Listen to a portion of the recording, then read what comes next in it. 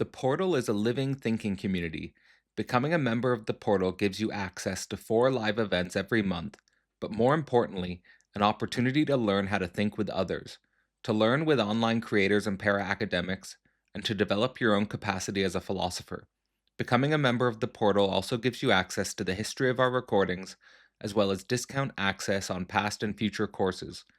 This year, members also get exclusive access to the Slovenian School Reading Group, as well as the year-long course focused on Deleuze and analysis. To learn more or to sign up, visit philosophyportal.online. Welcome to another philosophical conversation. My name's Cadell Last, and I'm here today with Luke Thompson. Luke is an enigmatic icon, a living paradox, a relational unity, a loving contrarian who's serving the situation. He's also a happy husband, father of 3, romantic autodidact, philosopher from a small town in South Dakota, and perhaps most importantly for the context of this conversation, he is one of the OG randos of This Little Corner, a online community started by Paul Vanderklay. I have previously had conversations with probably most notably Christian Baxter, who's also a key member and contributor to the TLC. And we held a month in the portal inspired by some themes and ideas that have been discussed in the TLC. And I'm really looking forward to this conversation because it's kind of the meeting point between my interest in the TLC and my active involvement with the Orthodox heretic Peter Rollins. Luke Thompson is a member of the TLC who frequently references and engages with Peter Rollins' work, but it's kind of a fringe interest in the TLC. It's not really a main theoretical engagement or theological engagement. So we're going to discuss all that. We're going to be at the fault line of all that. So Luke, welcome to Philosophy Portal. And I guess just to start off, why don't you tell people a little bit about yourself, maybe specifically your background in Christianity and how you got involved in the TLC? All right. Yeah, that sounds good. When you started reading that intro, I was like, oh, I forgot all about that. I No. was like, I'm going to embarrass Luke. Yeah, yeah.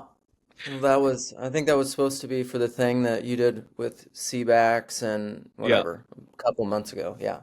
So, um, so my background in Christianity, like you said in that intro, I guess I was raised in very rural western South Dakota. So for the people that don't know, I mean, it's probably that area it's kind of amazing. Anytime you get into South Dakota or keep going further west, especially in the north, because I lived in Washington State for a while, and when you drive out there, you realize, man, you realize how sparsely populated it is and kind of desolate.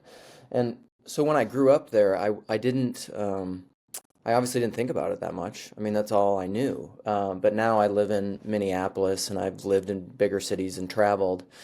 And I went back actually for a high school reunion a few years ago, and it is just shocking how few people there are there, and like how far even the towns are from each other. And and so I give all that as a context to say that it was very, very, very rural, very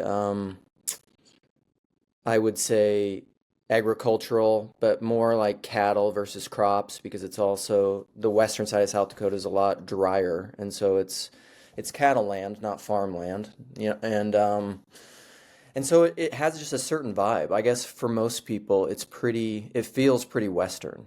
Like what is left of the American West, it feels very much like that, kind of like eastern Wyoming, and uh, and it's very, I would say, also largely uneducated. Like I was the first in my family to get a 4-year degree in college. And so even a lot of the things that I'm interested in now are things that just baffle my family. Like one of the ways I often describe my father to people, who's looks kind of like the Marlboro Man, or like Kevin Costner in Dances with Wolves or something. And that movie was shot, like his homestead was shot really close to where I grew up. So, I mean, that gives you an image, if you're familiar with that film. Great movie. But he always used to say, like, who sired you, boy? Which, just like, where did you come from? Because I've always been a bit of a weirdo. And so I grew up in that culture and went to church, and I think most of the people that went to church, it was a very unconscious, PVK would say probably type of sincerity culture church, I had no real theological philosophical categories for anything that I was taught. I would say that it was very um, conservative in a sense, very, very much biblicist, very Protestant, very sola scriptura. Big focus on Bible memory. I mean, that's one of the things I'm very grateful in my upbringing was grew up with a lot of Bible memorization, which I still really appreciate to this day. I think that's a huge strength of that kind of a culture. But none of it was intellectual. So, Can you and I would, clarify something for me there? yeah, Can you clarify for me how there was a heavy emphasis on the Bible memorization, the principle of sola scriptura, but at the same time it wasn't intellectual? Because yeah, you but would they would think they that would have like never they go said together, sola maybe. scriptura. They would have never even said sola scriptura. It was Okay. just, it was like a tacit assumption that they had, and that's really what I mean. I don't know if you've heard PVK talk about like sincerity culture versus authenticity culture, and what he means by that. But it's a very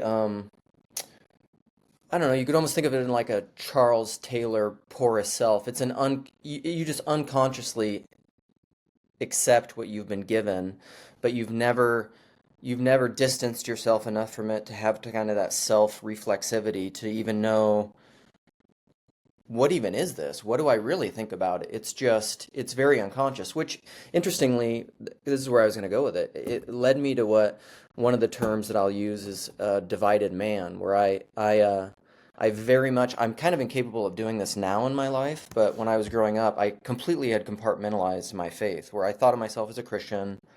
I believe all this stuff, but then I lived a very contrary life to a lot of that, especially through high school and college, where I was like always trying to hook up with girls and drinking and partying and just like, I was kind of a wild boy. And that's a little bit that culture out there, it's a work hard, play hard, you know, You lived. guns.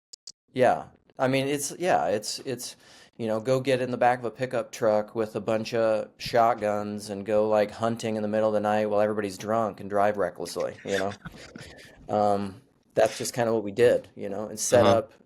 burn a bunch of tires and pallets in the middle of some dead end dirt road and, have a party. And Um, can you speak to the like I'd imagine I'm going to bring my bias like speaking to the importance of that because it's kind of like if you're just in a kind of biblical straitjacket from the womb to the tomb, then you can't have an experiential contact, I'd imagine, with the meaning of the Bible that like having lived and going a little crazy and not having the categories or the philosophical background under but that experience isn't it so crucial somehow that we all need to go through that. um, you mean just the kind of existential fall of like, what do these things mean? How do they apply to me?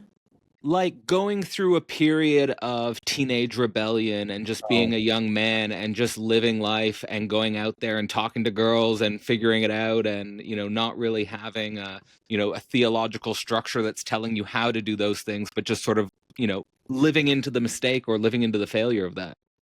yeah, yeah. Well, and I think that's a lot of what was happening for me.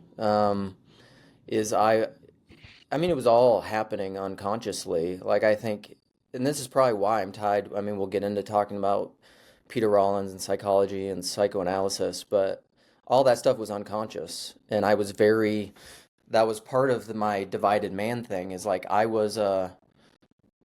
when you're affirming all this stuff over here and living over here, you're a disintegrated person, and something's got to give. You either have to figure out like, okay, do I really believe this stuff and does that matter in a lived incarnational way, or do I not really believe it? And so it was a little, I mean, I've always related much more with the prodigal. The prodigal son has always felt much more honest to me. The kind of stoic rule following, I'm doing all the right things, as a means to an end so that I can get my reward, my this libidinal It's too pursuit of much the of a lack. calculation. Yeah, it's gross. It's always felt gross to me. I would much rather just be like, that feels like a lie, and it feels manipulative and like a lie. Whereas if I just want to party and I want to chase girls, that at least feels authentic. It may not be good, but it at least feels authentic. Um, so so I did that all throughout high school and college quite a bit, and then I got married, graduated college, got married, and moved to Minneapolis in like a month from this rural upbringing, and I went to college in a pretty relatively small town as well. So moving to Minneapolis to me, I mean, for people that come from big cities, it seems like it's not that big a deal, but like it was huge culture shock. And at that point I figured like, this is kind of a total reset of my What life, and I shocked said, you? uh, traffic, which isn't even bad for people from big cities. Like even now, you can get like anywhere in Minneapolis in a half hour, basically, almost at any time of the day. So, but just a lot of people, a lot of diversity, a lot of, and we didn't, this is pre-internet. Like I remember when we moved to the cities, I mean, it wasn't pre-internet, but it was pre the kind of internet we have now. Like I remember we had a spiral bound book with maps and then like subsections of the maps to try to figure out where you were. Like, I mean, it took us like a few weeks to find the closest grocery store, you know? And so it was just where I grew up with like a town of 1,000 people, and I lived about 7 miles outside of that. Like, it was just very overwhelming. Like, where I grew up, I mean, it's just rolling western South Dakota hills. You couldn't see another house. The closest house was my grandma who lived like half a mile away, you know? Um, so all that was very overwhelming, trying to figure out. And so I really also wanted to make my faith my own. Like I realized at that point when I got married and moved, and this had been happening as I was dating my wife and we got engaged and stuff. Like a lot of that stuff was falling away. I was starting to become more integrated because I knew I had to. Like this is not. I was like, this isn't something you can bullshit, because divorce and being faithful to my all that stuff was very important to me. And I knew I couldn't. I knew I couldn't fudge that, or at least I wasn't willing to do that with that kind of a commitment. And so when we moved out here, I wanted to really start making my faith a lot more seriously, because I knew I couldn't rely on all these, uh, I don't know, just easier unconscious things. And so I often tell people I was reading two books when I came out here. I started reading a lot. One of them was John MacArthur's book, Hard to Believe. So John MacArthur.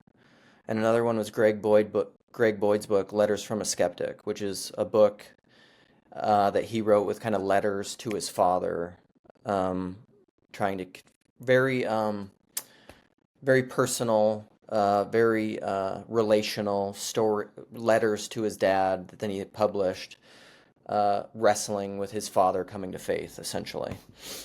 And I had no idea, like at that time I had no idea what Calvinism was or what open theism was, or why reading those two books at the same time was even strange. Um, so I was doing some of that. We were checking out a lot of churches. We went to Greg Boyd's church once or twice. I had a meeting with him. But I knew nothing. And then at some point, my mother had heard of John Piper, and he's a very like in the evangelical world, he's a pretty big deal, especially like the Reformed Baptist kind of world, Calvinist, and I mean he has at this point like his ministry and Desiring God is kind of a global organization, I would say.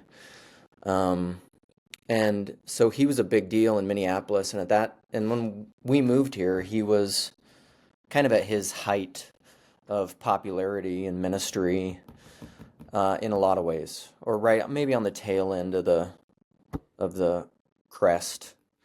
Like it was starting to decline, maybe, but still peak. And so we started going to his church, and I had just never. I had never heard such intellectual, passionate preaching as I did at that church. And so we really dove into that community. And and I guess the short version is that that was probably where my wife and I spent the early part of our marriage, probably the first in that church or in churches like it, because we didn't really go to Bethlehem for a long time. But it was churches that all kind of had the same theology and mindset, young, restless, and reformed stuff.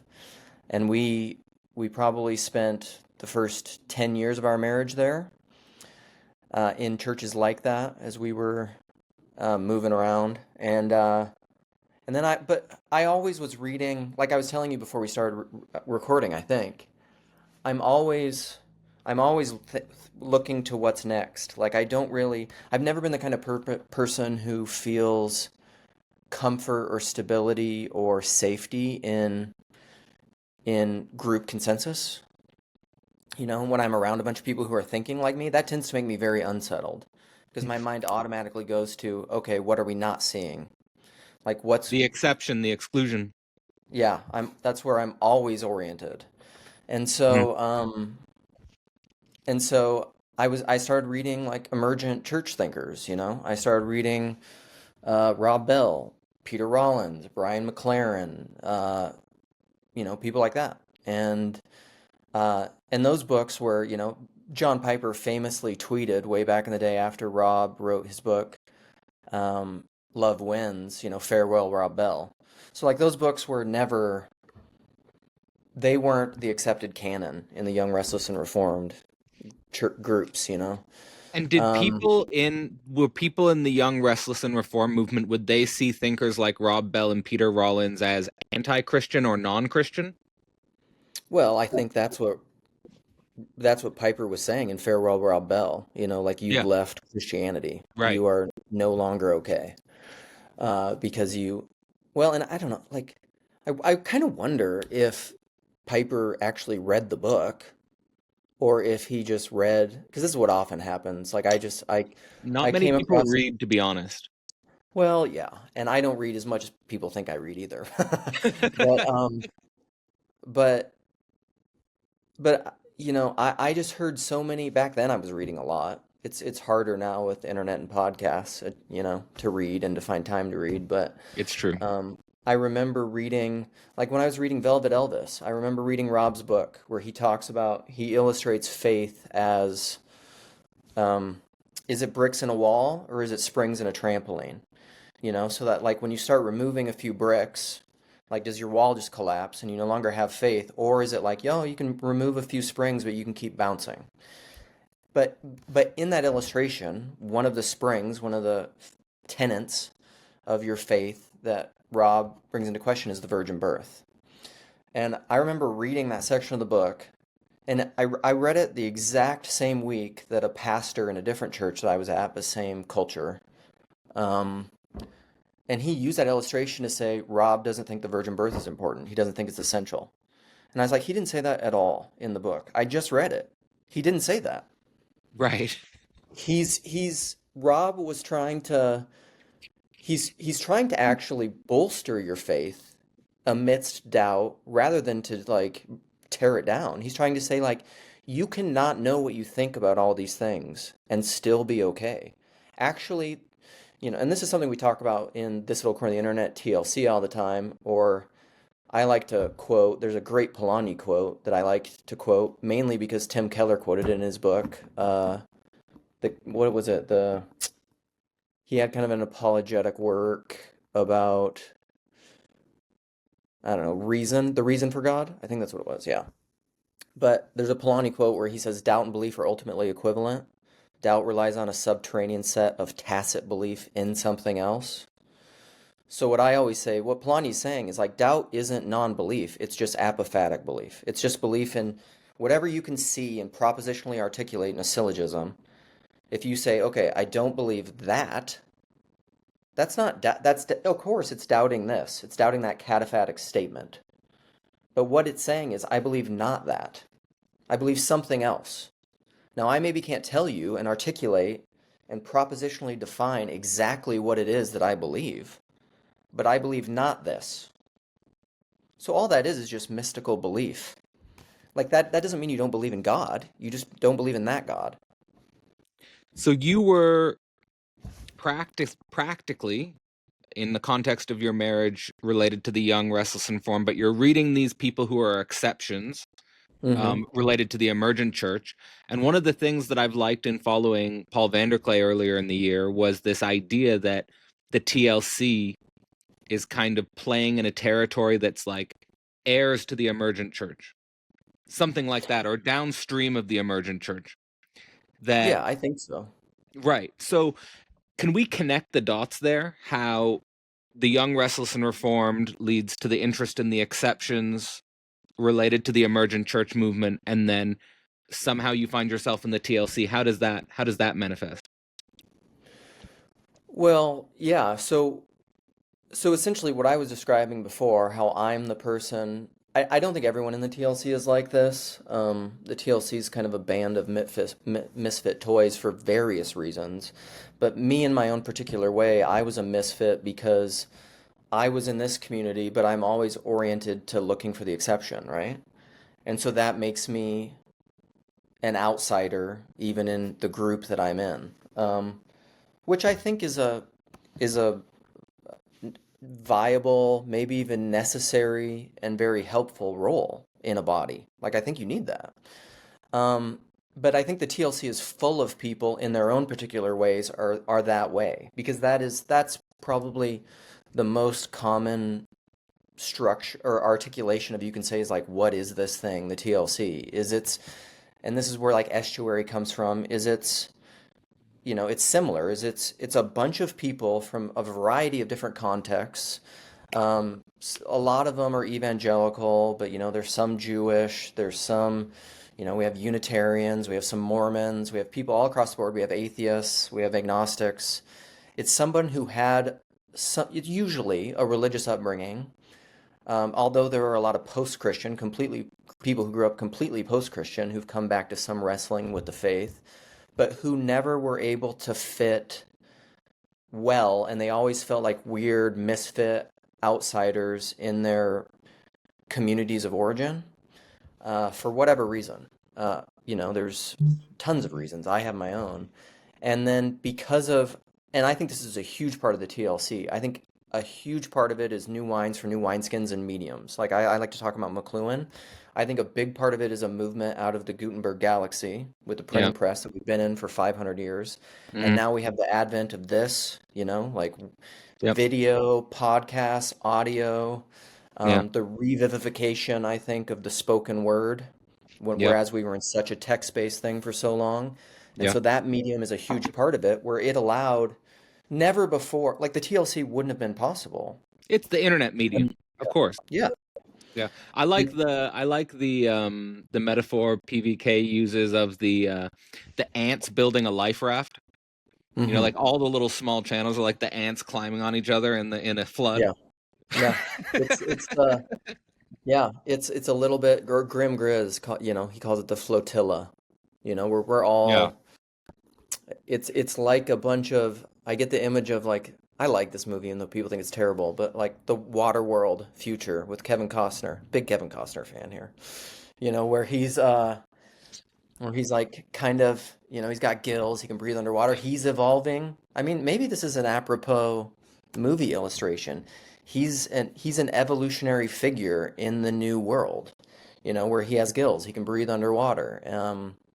He's trying to find, land, even though he maybe doesn't feel at home there, because he's now become at home on the ocean in this new world. And I think that's a little, but they have all these like clapped together ramshackle flotillas, that just floating on the ocean that these people have made to survive. So, yeah, we're kind of like that. And what I really like about it, to kind of get into the Rollins stuff, is that it's the TLC. It almost cannot be confessional at all because of when you really start to look at it in the way that we've just outlined it, that it's all these people in this new medium that have come together that felt like outsiders in their own group. So they were, to varying levels, ostracized within their own communities of origin. Well, then they all come together. The very thing that excluded them, like whatever kind of social cohesion, that was really like what Rollins would say is, I think the difference between the way he defines community and communion is that it was people that were bounded together around a set of ideas, propositions, It's like a confessions. shared enemy versus a shared lack. Yeah, yeah, yeah. So, yeah, because the shared enemy is part of like, this is who we are. Yeah, And if you are not this, then you are other. So right. it's And then inside those or people outside. get together. Right. Yeah. And so then all the others kind Yeah. of got together. And so, like, this is where I would say, like, necessarily, whether or not people understand Rollins or get it, like, what we are doing is his definition of communion. We're people One, that are gathered around a lack. I don't think he cares if people get him or not. I don't Right. think Well, I don't like I, I think he's in some ways he wants to be purposefully disorienting. yeah. And Yeah. that's I think part of the shtick. Like because Yep. I think and he also speaks in beautiful parables. Like Yep. he tells these disorienting stories. Mm-hmm.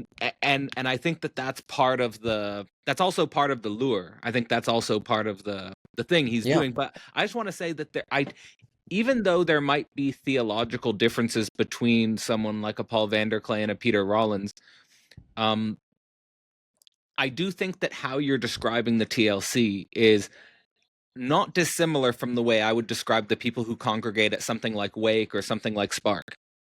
Yeah. Yep.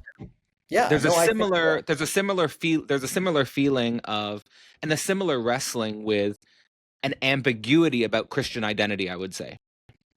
Right.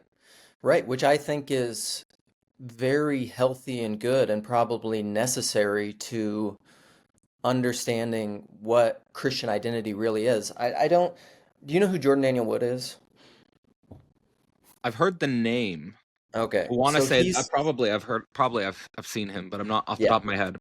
So he is this little corner adjacent. I wouldn't really, because I always say one of the things that we distinguish in the TLC, the corner, or at least a lot of the insiders, the people that are really participating and playing a lot, is at least I have a category, and this is different for everyone because we're all such like contrarian people with our own ideas, autodidacts that like it's, you can't say this is just how they think of it. But in the TLC, I often contrast it with Christian YouTube, and I think they're playing different games. So people who are in the TLC are the people that I think of are my personal friends who are actively participating all the time in comments, in live streams, in whatever.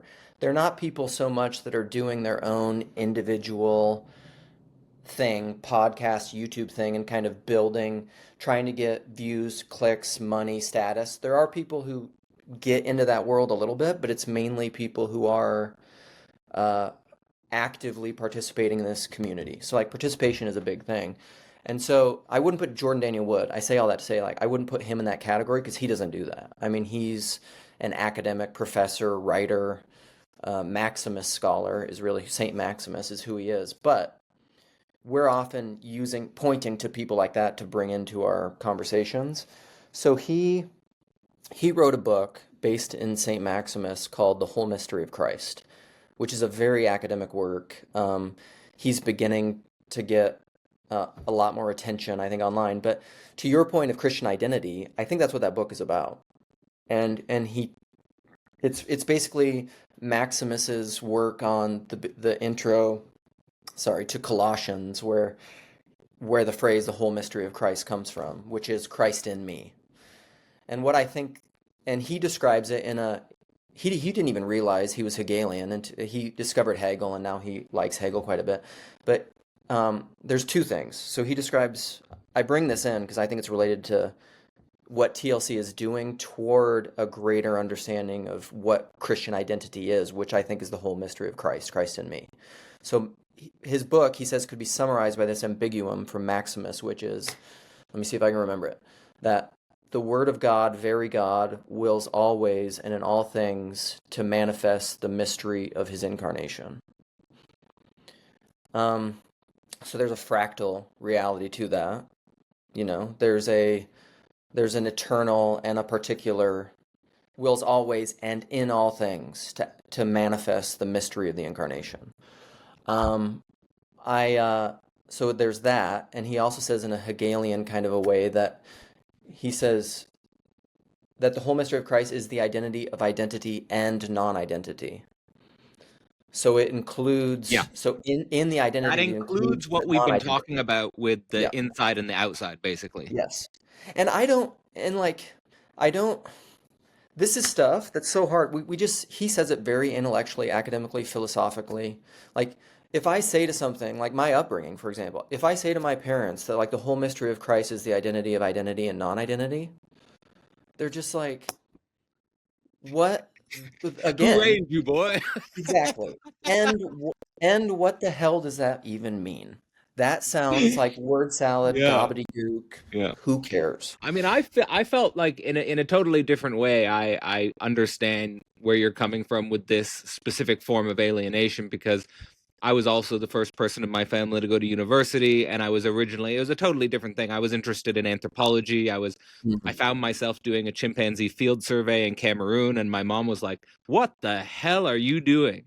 Like, why are you going to Cameroon? Like, what the heck?" But it was Yeah. the same. It was the same type of thing, and I think it brings up this whether it's from a Christian point of view or whether it's from a secular point of view. I think there's a similar structure there between, let's say, working class and liberal, Yeah. or like between uneducated or educated, if we want to use those categories. I mean, which I think are problematic, but Yep. nevertheless, I think there's a similar structure. Yeah.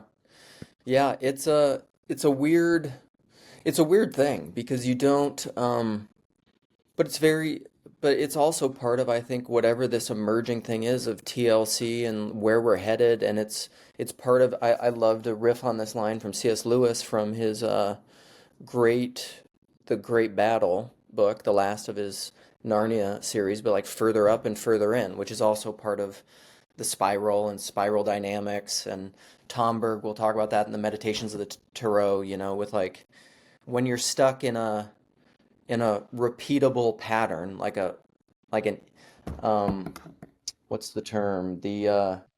Like a repetition compulsion, like a Yeah, the addictive, Ouroboros, or yeah, there's and a a closed loop. yes, a closed loop, but he says death and resurrection is the breaking of that closed loop Yeah, yeah, yeah. into the I like that. spiral. And I I like and that. I think that I think that's what the TLC is doing. And in some sense, again, this is almost where one of my Lukeisms, that one of my things that I come up with is like everything is a gift if you receive it as a gift. So like, and there's tons of biblical verses I can think about this. Will you not accept, you accept the rain, will you not accept the bareness? You accept all these different things from God. You only accept the good and not the bad. Well, that's part of the journey of faith is that Yeah. um like if I, you've been alienated, mm, well, what's the narrative you're telling yourself about that? Is that a good thing or a yeah. bad thing?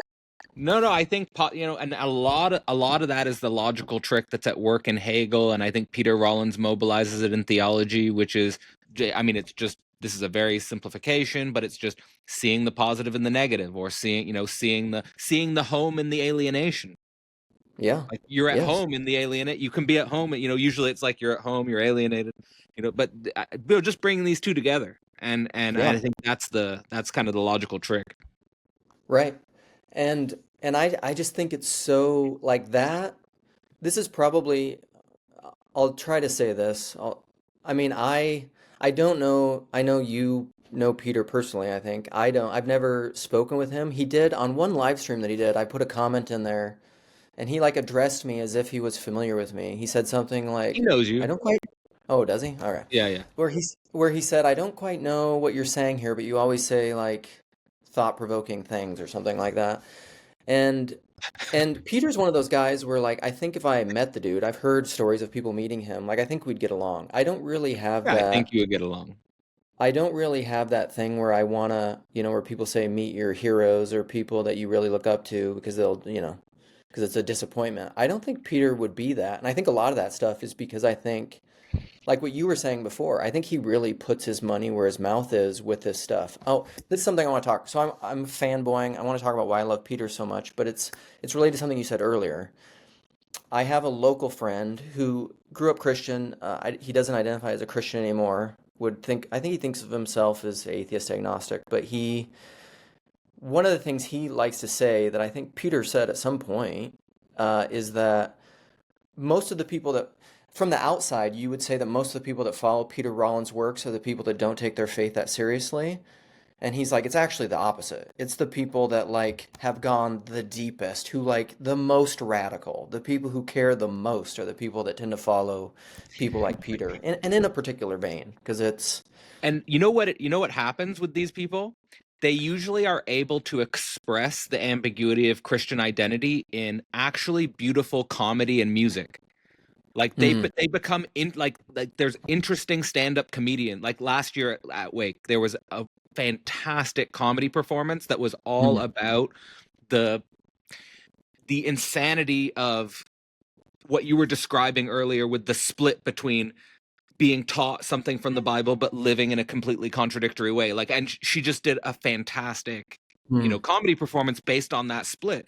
But yeah, I think it's in the affirmation of the split. This would be my in the affirmation of the split of this contradiction. I think that's where you get art. That's where you get yeah, music. That's where you yeah, get literature. That's where it all comes pouring out of that. yeah. That's I've, I don't. I'm getting better at being able to talk about these things, but one of these images that I have, there's actually a guy in the corner who I commissioned. He does these beautiful, crazy fractal drawings, but he's kind of a beautiful artist. And he does some 3D stuff and some woodworking stuff. Like during COVID, he made this mask that's just like this crazy looking thing that looks almost like a tribal mask. Um, but it's sweet. He actually uses it for welding now. So he's like mixed material artist, and he's making me right now because I have this image. Part of my idea, another idea that I like is Christ, the Eternal Tao, which I again, like I'll talk about that. I haven't read the book. But I do own it, and I like Does the does idea of it it. equate Christ the way with the Tao? Like, does it Yeah. just put those two things as the same thing? So, so not having read the book, my understanding of it is that there's a guy who was a student of Seraphim Rose, who's a really famous Orthodox convert in America, Yeah, who grew up kind of California Buddhist, yeah, and then and then at some point he discovered Orthodoxy and realized, oh, basically everything that I really like about Buddhism has just always been present in Eastern Christianity, but it's Christian. And so he became Christian, and then one of his students or people that knew him a lot, the author of the book is his name now, his Orthodox name is he became a higher monk, so he's higher monk Damascene, and he wrote a book called Christ the Eternal Tao, based off of because he kind of had a similar background, and so that's why he studied alongside Father Seraphim Rose, and but it's kind of the idea that even in Chinese, I guess, from what I understand, when they translate the New Testament instead of logos, because they're not Greek, they translate the same word as Tao. So, like in the New Testament, in Chinese, it's just in the beginning was the Tao, and the Tao was with God, and the Tao was God. And it's that idea of even within that too, you have the identity of identity and non-identity, order and chaos, because it's not really order and chaos, because the Tao that can be named is not the real Tao. yeah, yeah, yeah. Um, but he's playing with that idea, and I think the Tao is a beautiful illustration. Although all models are false, some are useful. That's a quote I love. But it's a beautiful illustration of my understanding of Christian identity in a lot of ways. And so this guy is creating for me, like, do you know what a torus is? I call it the cosmic donut. It's like a Mhm. fluid donut. But the inside, at the center of a donut, is a void, is a nothing. And or you could almost think of it as like a black hole, or you could think of it as the singularity before the Yeah, I Big love that. Bang. But it's where out from a nothing comes everything. Yeah. Because I it's mean, the and that generative is center. that is kind of like, if I was to say like the theological move that Peter's doing with the, like, for example, we brought up the distinction between community and communion, share around a shared lack. It's kind of this idea, and I'd love to know like how you resonate with this, is like that most religions or most religious identity tries to fill the lack or fill the hole with a full positive object that everyone Yes. knows and is all powerful and omni properties of God and so forth. Yep. But it's just that I think Peter's interpretation of Christianity is that, and this is also inspired by Zizek, is that that unique moment of Christ on the cross and the unique moment of the historicity of Christ himself is this coincidence between God and man, where this all-powerful deity becomes crucified, becomes lacking, becomes weak, becomes impotent, becomes, you know, the object of hate and violence and so forth, and so Yeah. the which in some sense makes the entire religious project that much more difficult, because it's no longer this kind of symmetrical identity with an all-knowing being. It's kind of, you Hmm. have to live that the Christ the way, like it's all Yeah. of that, it's all of that mess of life. So I think that's why Peter emphasizes lack so much, and I think that's why, you know, there's this deeper embrace of the negative or the non-identity or the non-belonging. Yeah. No, 100%. And I think that is what I was always attracted to in his work, although as it probably happens with most people, like I mean, I've been following his work and reading his stuff and thinking about it. I mean, here's the thing, is like I own all his books. I don't think I've read any of them. I read his first one.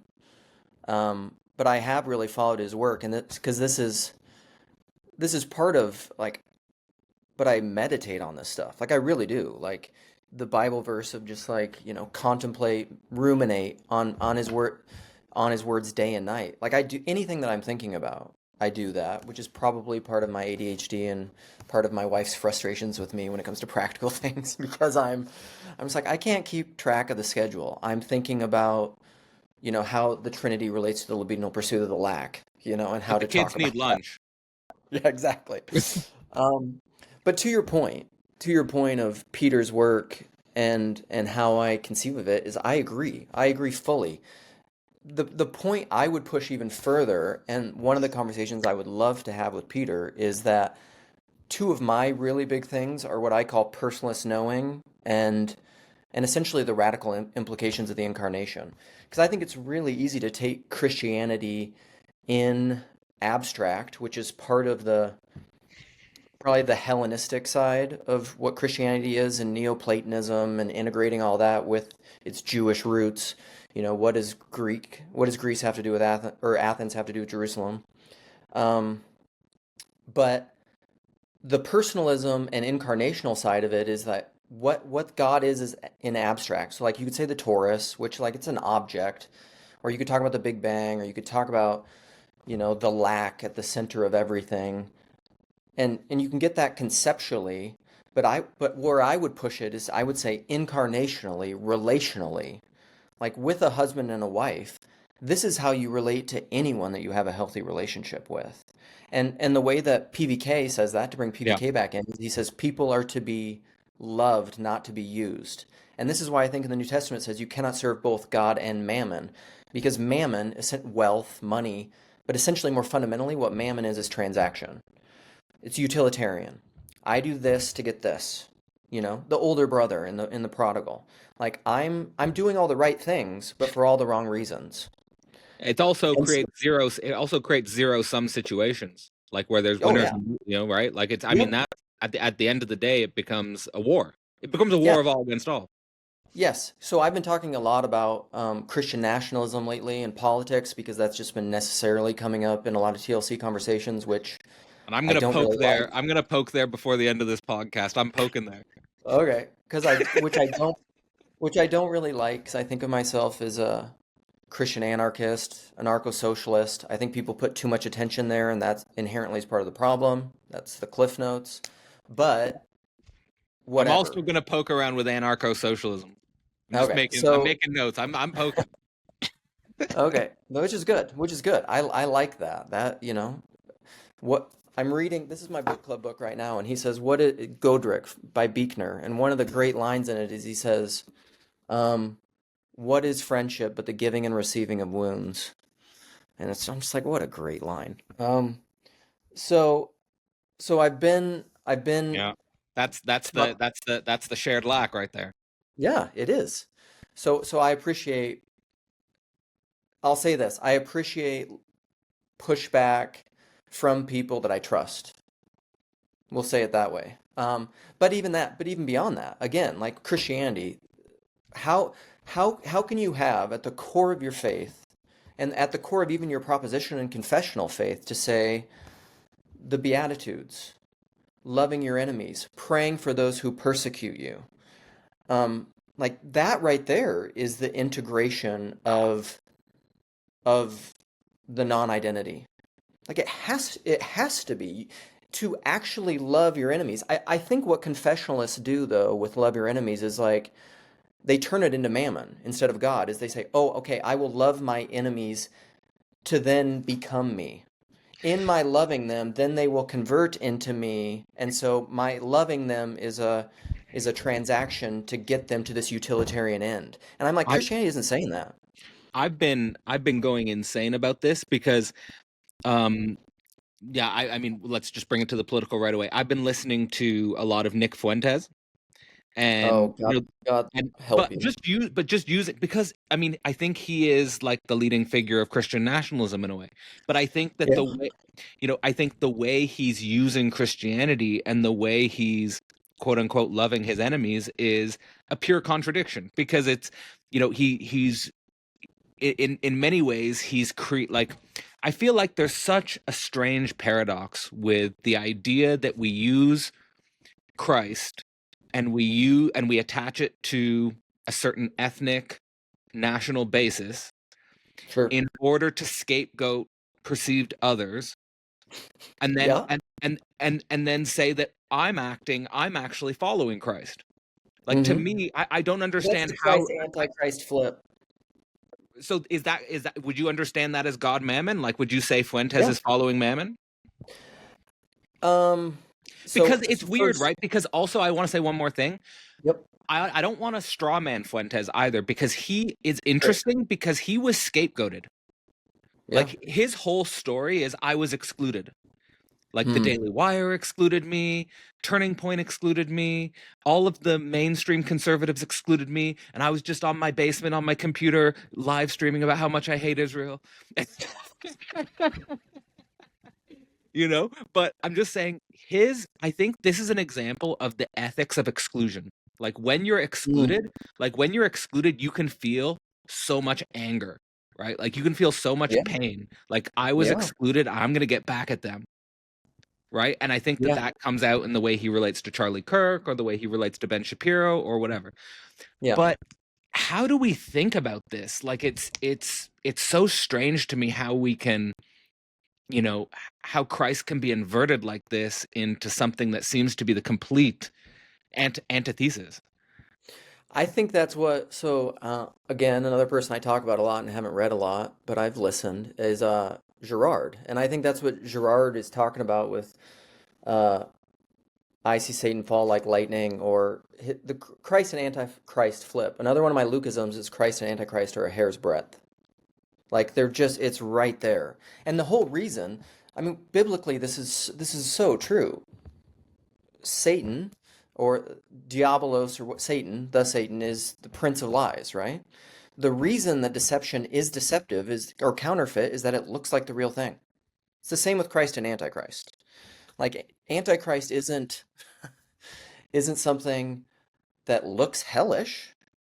It looks like Christ. So like that flip is not surprising to me. I think Can uh, I say I think quickly yeah. that I don't want to push this too far, but there was a video that Paul Vanderklay did after the art conference. I'm Hmm. sure you've seen it as well. But there's this video after the art conference where, you know, basically PVK was critical of it, but I don't know if he was saying Jordan Peterson was like the Antichrist, but like it was putting Ark and Antichrist into at least an association where I think Yeah. that PVK was saying it's more about the estuary model, right? Like, it's not Yeah. about the big guys on stage. Yeah. giving their big speeches. He was saying, what I really enjoyed about ARC was getting together with a small group of people and doing the estuary thing. So I Yes. just think that distinction actually helped me also at Wake this past year, because that was something that I wanted to make sure that the Wake crowd, like, that we shouldn't go the Mm. way of ARC, we should go the way of estuary. Yeah, I couldn't agree more, and that probably gets at even my anarcho-socialist stuff and my struggles. And this is so, and this is one of my struggles, or it's one of my unresolved tensions, I'll say, probably with orthodoxy, that I'm not like actively trying to resolve. I'm just letting it be. But so actually at Midwestuary, this last big event that TLC had in Chicago, before the being an OG rando and knowing all the guys that put it on and PVK and stuff, I went to this like dinner beforehand with a lot of the speakers and stuff, and I was sitting right next to Peugeot. Like I was seated right next to him, which, like I was saying before with Peter and stuff, like I respect and like Peugeot a lot, but I don't know why. I have a weird thing with even micro celebrity or anything, like somebody that everybody wants to talk to. And part of this is just me being contrarian. Like, I don't want to talk to you then. Like, I don't even know what I'll say to you. Like, what are we going to talk about? I don't know. And so, but one of the things that came up is he brought up like being Anabaptist or something. And he's like, well, you can't really be an Anabaptist Orthodox. It doesn't work because of Constantine, right? An empire. And I'm like, well, that's kind of me. And I was just like, and so, I don't know what I think of all these things, but related to what you were just saying, because of the Christ Antichrist flip, that's how I see most moves in politics of Christian empire. That's actually the way that I understand the culture war, which came out of America and now is basically global because of the internet. Is it is because we live in this Tom Holland Dominion post-Christian world, whether you acknowledge it or not. The gospel has gone to all corners of the earth, and basically anyone who's in the civilized uh, world, like the known reachable world that isn't still in their isolated tribal groups, like the golden rule and some sort of a base Christian ethic has basically overtaken the world. Like protecting the innocent, caring for children, um, not theoretically not demonizing your enemies. But I think the culture war has basically been this, it's fighting brothers with basically different temperaments. Like it's like a Jonathan Haidt, why do good people argue about religion and politics? Well, a lot of it's temperament. You're a conservative temperamentally, and so you feel security in uh in like, well, I'll say it the way Peugeot said it, is like essentially conservatives, the demon and the fear of conservatives is the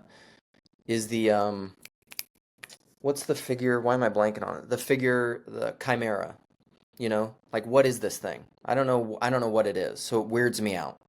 Like I can't name it. The unknown, the The mystery, unknown. the outside, Right. the And otherness. the progressivist, like liberal fear is like Yeah, the yeah, inbred yeah, hillbilly, yeah. They're like a opposites. Rob Zombie horror movie. They're opposites. Yeah. Yeah, they're And opposites. Yeah. so, and I think that is most disagreement. And then they like retroactively reason and they think we're both being logical about it because we're still rationalists because we're on the fumes of modernity. And so both sides think they're being rational about the facts, although we've realized there is no such thing as objective facts, or at least we should have by now. That's like the benefit postmodernity has given us. And because it's all about salience and relevance realization and verbatim, like what facts are you paying attention to and why? And it depends upon where you're standing.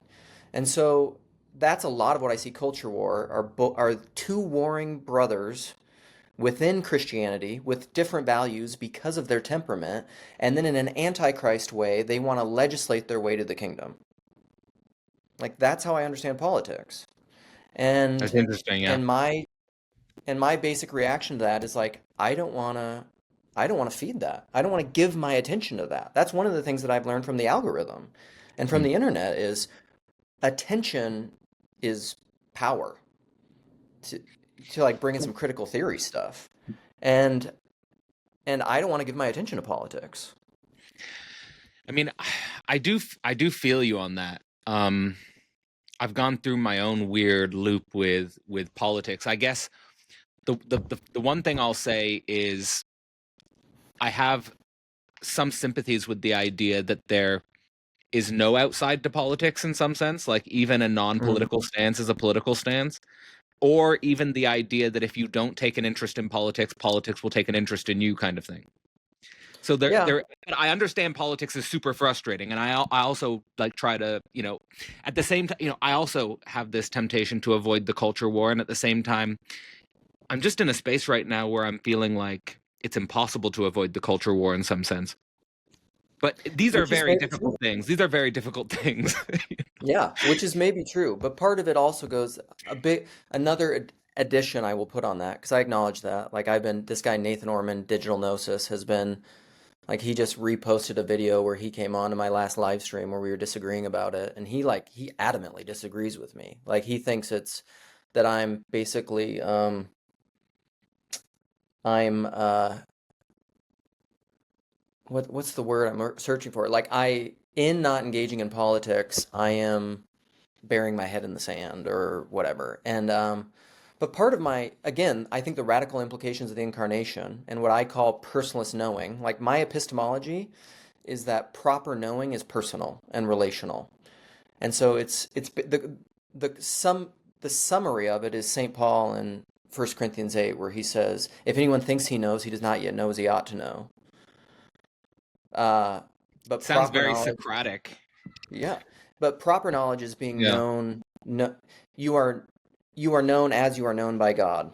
I Hmm. can't ever remember the verse exactly right, but it's essentially relational knowledge. Like proper Yeah. knowledge is the way that I know my children or I know my wife or anyone. Like I am dubious of the degree, although Yeah. there's a Christologic flip in here. I'm dubious to the degree that you can know people properly via techne, Sure. via technology at scale. Yeah. Well, I mean, I am very sympathetic. I agree, in many, many different dimensions. I guess the most difficult thing about this is scale, though, isn't it? Like that Hmm. we are so embedded in a world with billions of other I mean, basically, well, let me just frame it as a question. How do you deal with the fact that you can, like, there's a hard limit on how many people you can really be friends with? There's a hard limit on how many people you can really know in a certain sense, or let into your circle, so to speak. So, do you have like a method or an approach for dealing with your own limitations when it comes to knowing and the personal? uh, I probably should. What I thought of when you asked me that question was my method is usually neuroticism and anxiety. Yeah, Um, right. feeling like and well, and this is Uh, a little bit of my remnants of my theological upbringing, which I call piece of shit theology, which is a riff on a certain kind of original guilt, total depravity, because that theology is also shit, and it also thinks of you, like Luther said, we are dung covered in the white snow of Christ's imputed righteousness, whatever.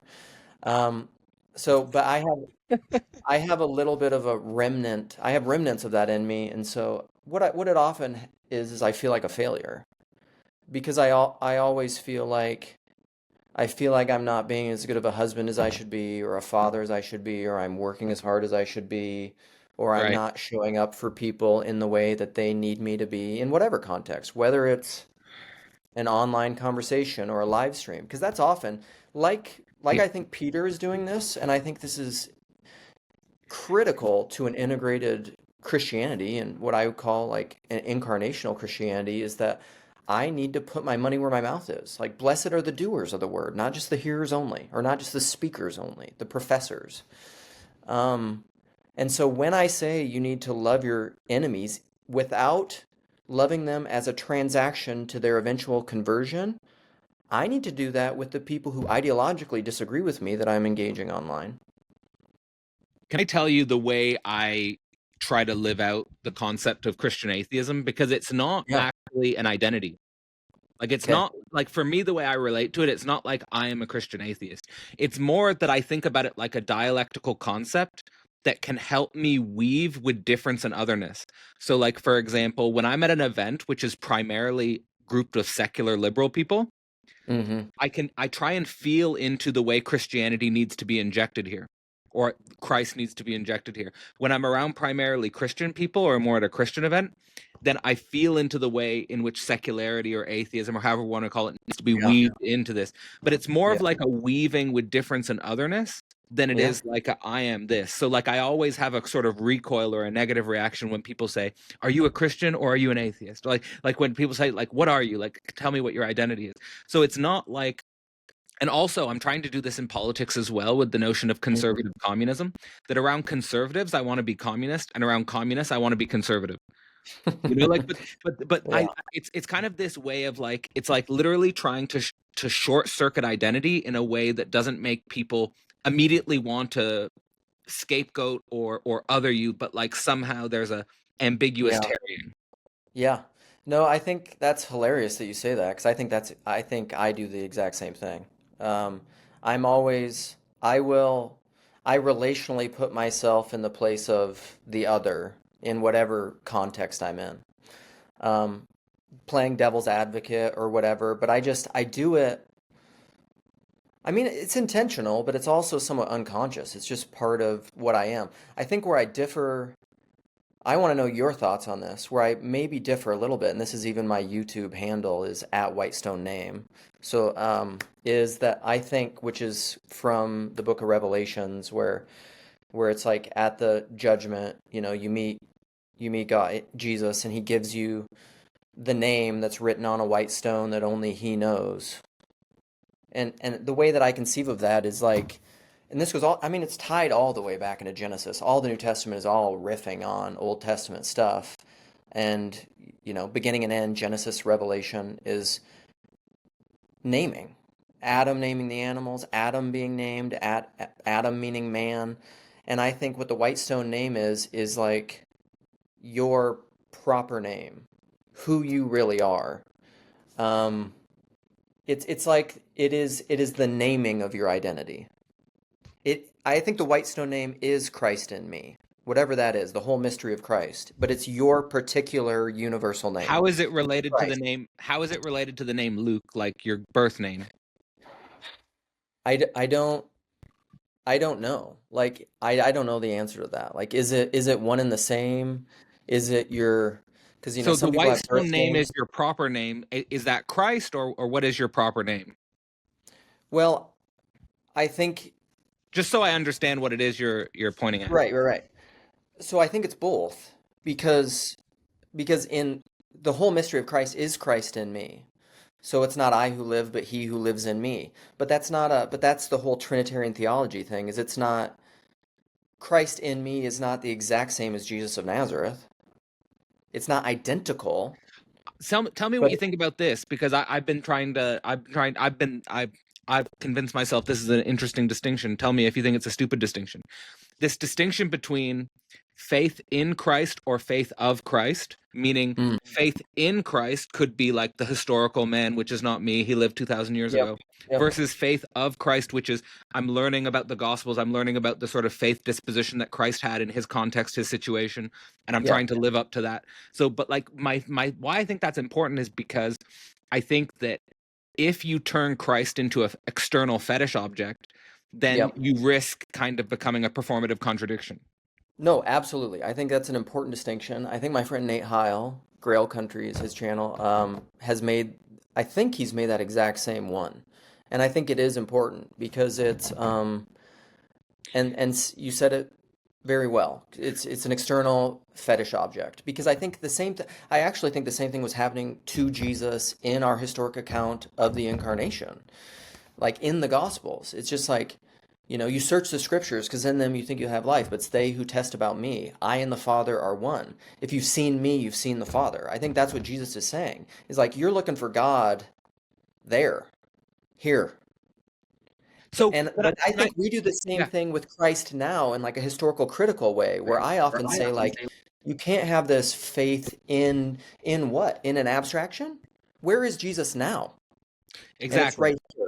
It's right here or in your enemy. I would recommend for anyone from the TLC who's listening, or yourself, is like I've been reading last year Thomas Altizer, who wrote the New Gospel of Christian Atheism. I think you'd Okay. love it. But like Okay. check it out if you want, or anyone who's listening, check it out if you think it's but I think it's interesting. But I wanted to get at this. I think it's this mega distinction. Do you know he's a black conservative pastor on YouTube. His name's Jesse Lee Peterson. No. Okay, so Jesse Lee Peterson, he's this again, he's just this conservative pastor on YouTube. He was interviewing Peter Rollins, and Okay. like Jesse Lee Peterson is definitely more of a confessional Christian. And Okay. and Peter Rollins is not. Like so like Jesse Lee Peterson was setting up Peter Rollins because Peter Rollins didn't know who he was, and I knew that they Yeah. disagreed. Like I knew they Yeah. disagreed. So but the key distinction that they disagreed on was the status of the Father. So like when you say I and the Father are one, and it's Hmm. like you're speaking to the Father, and Christ is you're speaking to to me it's this the distinction is it's God to Christ, not Christ to God. Like it's the direction of God to like God died into Christ. Yeah. Yeah. Yeah. So the Father's already in the Son in a way. Whereas I think the mistake is having this sort of transcendental notion of the Father that's kind of like this eternal, Hmm. impersonal thing, Right. rather than dying into the person. And I think Right. that like I want to make like practically what does this mean for like when you were saying I feel like a failure as a father, or I feel like a failure as this or that in life. I think there's this gap between the transcendental ideal and my finite mortal subjectivity, which is never going to live up to that ideal. But actually, obviously we have a lot of anxiety if we live into that gap because I'm Yeah. constantly failing, right? So Right. but I think that the sort of the temptation is to say, no, I'm one with God. I'm not a failure. Like instead of identifying with the failure, you identify with the transcendental ideal. But the Right. more difficult thing is to have faith in the failure. Because I've actually have Yeah. concrete, like I actually have Yeah. concrete, I have concrete like to me, this is why the life experience is so important. That's why I was saying about, just being a young guy chasing women or whatever, like that's an important experience, is Yeah. because it was only through being a dumb guy chasing girls that I could ever actually know what it means to be hurt and to hurt someone. Right. Yeah. Yeah. Like, I could only know by living into that. Yeah. I could only know by failing into that. Like I couldn't Yeah. know if my had some external teacher as a 14-year-old say, you could really get hurt by someone. That won't work. you know? Hmm. Yeah, that's really good. And it connects to something that me and a couple of my good friends talk about all the time, but and it's a way that I've been reframing the problem of pain or the problem of suffering. And there's the common atheist thing of just like, this is the world God created. Well, I could create a better world than this. It's full of suffering. And I'm like, Yeah. but but if God's goal is to create, if what it means to be like God, and if the goal of creation is to be like God, and that is to become one who forgives, this world is pretty dang perfect. And that integrates too the thing that you were just talking about, the failure, the lack, the sinning, the transgressing people. Forgive us our sins as we forgive those who transgress against us, because those are one and the same act, I think. Is when you learn to love your enemy and you integrate the outsider and you forgive the one who trespasses against you, and in that act of redemption is the grace that allows even for their transformation and repentance, God willing, maybe, or your own. Like that's like you need, I don't know. In the abstract, I suppose you can get into all sorts of problems of theodicy and like is God the origin of evil and all that kind of stuff, which like what I don't know. Mm, I think Judaism has a lot of because in the corner I have some good friends who are Jewish where like they don't even the way they conceive of it is so different, and I think that's part of like our cultural linguistic heritage. I don't know if it's like a superior warp hypothesis where like right. it, I just can't conceive of the way that you're approaching this because Interesting. of your mind works so differently, or like even a Heideggerian Dasein, language Yeah. shapes the way you perceive things. Um, They just and have so like totally different categories. I think so. Or like it's not even categories. It's just like, is God the origin of evil? It's almost like, and I can relate to it, I guess, because sometimes even in my conversion to Orthodoxy, and as my mind has shifted a little bit into more of an Orthodox frame, even though I think I was kind of always there, which is probably why I ended up there. Um, Sometimes Protestants will like ask me questions about things, where like like even faith or works, or and I'm just like, that question doesn't even make sense in like an Orthodox mind. Like it's not even a question. Tell me how you think about law and love, because I think that like that to me is what keeps me up at night, is that the tempt like just having a abiding by the law and Yeah. becoming cold and you can't Yeah. actually love the other is one side of the problem. But loving in a way that you just forgive everything, like, and Mm, like without yeah. any standard, like I really struggle with that. I really do struggle Yeah. with that, because it's like I want to forgive, I do want to forgive, I Yeah. really do, and there are some situations where like my heart breaks and this really sucks and the pathways of communication have broken down. Yeah. But at the same time, something evil happened. I saw something evil happen, and you won't Yeah. admit it, and you won't even, like, that's the thing, that's what gets me. You won't even acknowledge that something evil happened. So how can Yeah. we even take steps to an apology? How can we even take steps to forgiveness if what I'm forgiving you think was good when it was Mm, clearly the core of evil? yeah. Yeah. Yeah. That's a great question. I'm gonna bring up one of my other favorite people, Give me the who answers, Luke. I need no, it. no. So it's George MacDonald has a great. I've never read anything that that guy has ever written that I thought wasn't just wonderful in every way. And a huge part of my whole story is because I always loved the Inklings. I love Lewis. I love Tolkien. You know, Chesterton, I'm getting into, even though he wasn't an Inkling. I'm starting to read some Charles Williams. Owen Barfield's Saving the Appearances was huge for me.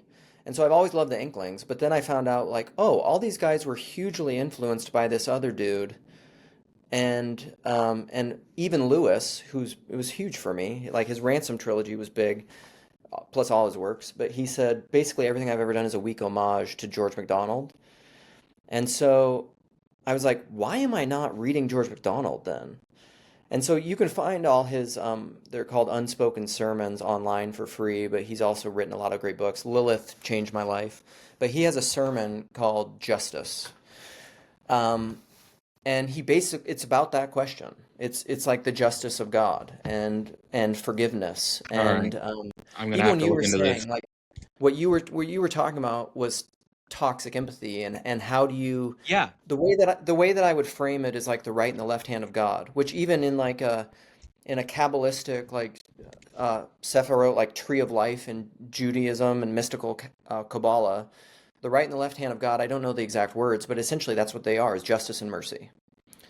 And that's, I think, the framing in broad Christianity as well. And so, like, the way Okay. that I've always said it most simply is that in God, not abstractly, this transcendental justice, this transcendental mercy, because they're transcendent, they need direct application, kind of like what you were saying, the God in Christ thing. Those two things find their resolution and are one in like a Taoistic way in God. So, like, God's justice is mercy, and his mercy is justice. And so, George MacDonald, using illustrations, walks that out in his justice sermon. So, essentially, what I would say is like, it isn't merciful of God to not give you justice. It isn't merciful to let someone get away with sin, to continue to be a sinner. Because to continue to be a sinner isn't salvation, that's damnation. You need to be transformed. But God's mechanism of transformation is, in a very Peter Rollins way, is grace. It is freedom from that libidinal pursuit of like trying to be right by God by following the law. That's probably the law piece of it. Is like, and St. Paul, I mean, St. Paul talks about this constantly.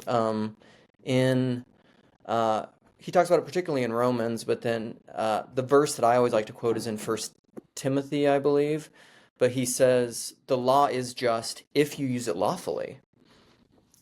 So like, or in Romans, he'll say like, is should we sin because as the law increased, the trespass increased, and then grace abounded because where sin increased, grace abounded. But then you'll say, oh, should we sin that grace will abound? Absolutely not. And he goes into like, and in Galatians 3, I think he talks about the law as a pedagogue. It's a school teacher, meaning to lead you into maturity. So I almost think of these things in terms of like classical education and a trivium or something. So like the law is a school teacher. It's like a grammar teacher. Like these are the rules. Follow the rules. Whereas I often say with my son, like don't hit your sisters. That's the rule.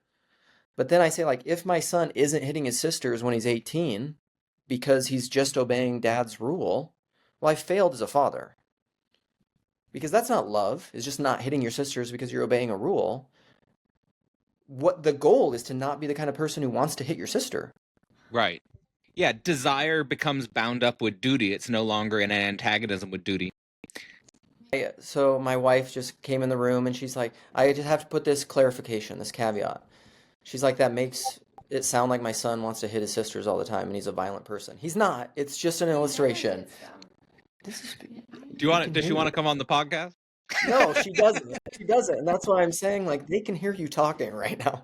Okay. But yeah, he never hits. Hi, Mrs. Thompson. He never hits his sisters. He's a very good boy and he's lovely. All right. We just need that addition. But so I don't know if that answers your question, but like this is where I think people are often very confused because I think of myself as a Christian universalist. And that's very much like when I say that, it's very much in the line of George MacDonald because he's also a universalist. But then people will say like, what does that mean? Can you tell me what that means, Christian universalism? Yeah. So basically what it means is that in the end, everyone will be reconciled to God. Everything will be reconciled to God. God will be all in all. And what I will say to keep that from being like an identitarian ideological position, what I say is like, I don't know the mechanism of that. I don't know what that means, really. Like, I don't know exactly how that plays. It's a posture of faith. Okay. And in light with like David Bentley Hart and stuff is this is where I don't know how to talk about it because like in the Bible you have Abraham and Isaac, like Abraham sacrificing Isaac, where I think it's necessary where God clearly tells Abraham I'm calling you out to be a people, a special person, the father of nations, and a special person to serve God in a way that's in contrast to the rest of these nations around you that are doing like Moloch child sacrifice. And then we have all this problem with fertility. There's the Hagar thing. Sarah's old and pregnant, laughs at God, like, I'm going to become pregnant, sure. And then she becomes pregnant. We have Isaac. And then God says, actually take that promise, the physical, real, embodied, personal promise that I've given you, and actually sacrifice it like all the people around you that I'm calling you out of. Do the complete opposite thing that you think that we're all doing here, and do this horrific thing. And Abraham goes to do it. Like, I'm almost finding myself being emotional because it's so paradoxically strange. And in Hebrews, the book of Hebrews, it says, like, Abraham he's the father of all the Abrahamic religions. Like, this is the guy. And he is a model of faith. He is praised for his faith in that. Because it says, even though resurrection wasn't even a thing. So, he couldn't even transactionally, mammonistically, believe in some abstract idea of, resurrection at the time, because they didn't have it. At least from what I've heard. And so, in faith, he is called to do this abhorrent thing in the name of the God that he's serving and following. But this is the faith part, is that even though he doesn't understand the mechanism, he knows he has faith in God personally that it will be good, it will be right, it will be okay, even though he's called to do something horrific. And that, I don't know what to do with that. It's given me a lot of grace, actually, for, Calvinism and, conservative fundamentalist jihadists. I don't know what to do with that. And, conservative biblicists, evangelicals that I tend to struggle with.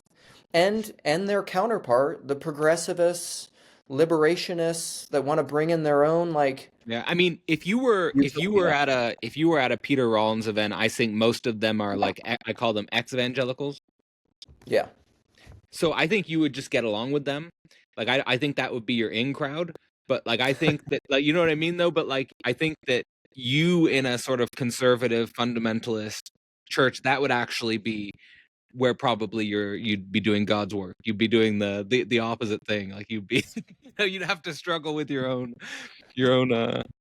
I mean, maybe. I don't know. inner I feel like I tensions. piss those people off too, because like in a lot of That's ways, what I mean. I'm pretty conservative, you Okay, know? okay, yeah, okay, Like in a lot of ways. Like really, when it comes sure. to certain ethical things, like I'm weird because I don't want to legislate all these things and tell other people what to do because I don't think that's the proper way of being in the world. But Yeah, like yeah, yeah, yeah. I'm very I'm very pro-life. I do not affirm a lot of like the way that I interact with these people are very different, but like LGBTQA plus things, like I'm Uh-huh. not on that train. Sure. And but yet I don't.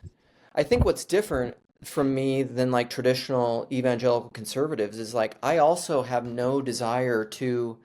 I don't know the answers to these questions. Again, the political thing. This is where I'm kind of a political agnostic. Is like I don't want to tell you how to live your life. Like in that sense, I'm very American liberal, where I'm just like I'm not going to tell you what to do in your house, but then how does that affect our neighborhoods and communities and nations? Like there are consequences to how we live in our house and how that affects bigger picture things, you know?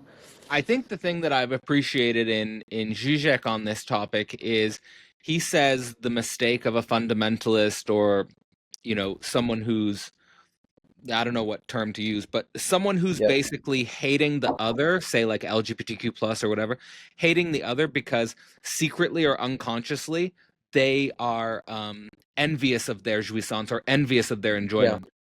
Yeah. That's the mistake. But if you're not envious of their enjoyment and you're just like, yo, that's not my thing. I mean, there's nothing like that I think that's the proper stance. I think it's the secret envy of the Hmm. other's enjoyment which is the problem. Yeah. That's something I don't, I mean, There was a weird, like for example, the example I always give. Let me just get just. I think it's an yep. important Yeah. Yeah. example. Is there was this report put out by Tinder and Grinder, Oh, yeah. I which think I know showed this. which showed a spike in activity on Grinder at a specific conservative conference where they were trying to legislate against gay marriage. But like that. But that's the perfect irony or paradox where Yeah. the people legislating against the activity are Yeah. mobilized by a secret envy of that form of enjoyment. Yeah. Yeah. It's an unconscious, like they are disintegrated, split, compartmentalized people. And they're like, it's very, I mean, I don't know the proper term, but I get it. It's like a shadow thing, and they need to shadow integrate that. And so they're getting that sort of, it's like they're hating on their own secret desire You could say it's externally. just like a basic model of repression. You're right, right. It's like, Which is, it, yeah, and I want you let's guys to yeah know I'm not gay or yeah trans. I am not, okay? yeah exactly yeah. Definitely not. Yeah, that's hilarious. That Zizek always gives the example of the original model of psychoanalysis is the guy coming to Freud and saying, I don't know who that woman was in my dream, but it was definitely not my mother." You know?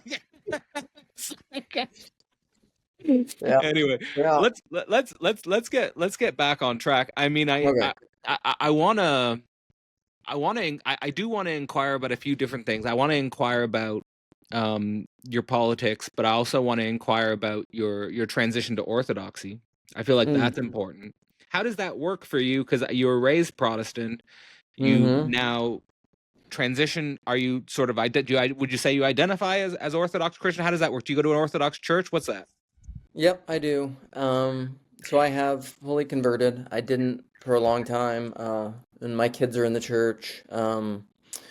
I, I mean, yeah, I identify as Orthodox, but I identify as, and this is the thing too, because even in Orthodoxy, their idea of salvation is very, It's not as like I heard in a John Piper sermon once because of his reformed understanding of justification. He said salvation is punctiliar. Like this is where I learned the word punctiliar. Like it happens at a moment in time. Not saved, saved. You know, not regenerate, now you're regenerate. Boom, happens at this moment in time.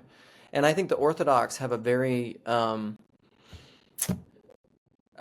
they're under like theosis, which is the process of becoming one with God, is a lifetime thing.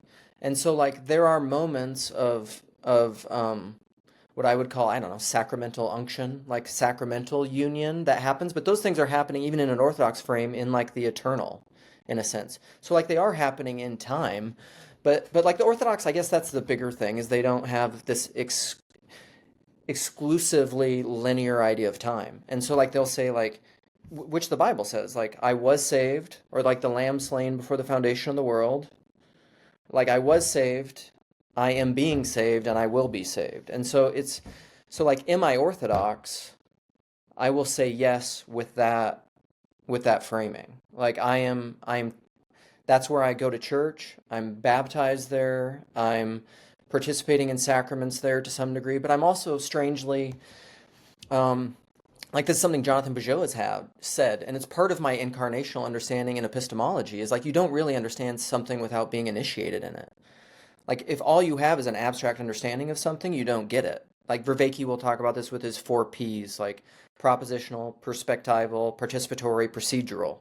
Like those are all, I actually say those are all four parts of personalist knowing. And so like part of the initiation is like, I don't know, like to throw a percentage on it, I would say that I'm maybe 20% Orthodox, 80% Protestant, because like a tiger can't change his stripes to some degree. Like I was raised my whole life Protestant. Right. So, Yeah, I've thought about this as well, like with unconscious background of your mind. What I mean by that is just, um, let's say the archaeology of your consciousness as a 1-year-old, as a 5-year-old, as a 10-year-old, like that's something that we carry with us forever. So like yes, I feel like even if I was to have like a major religious conversion of some kind, I feel like basically because of my childhood I'm carrying around the unconscious of, let's say, I don't even, there's not even really a label for it, but like let's just say a secular liberal. Like sure. I basically, that's my childhood unconscious. That was kind of the Yeah, milieu I was raised in. And I'll right. never, that will always be a part of me. Yeah, for sure. And I don't, there's no way around that. That's kind of often that's another atheist retort that's never really bothered me. But they're just like, you're a Christian just because your parents were Christian, you were raised in America, and like, I'm like, yeah, yeah, of course. Like, so?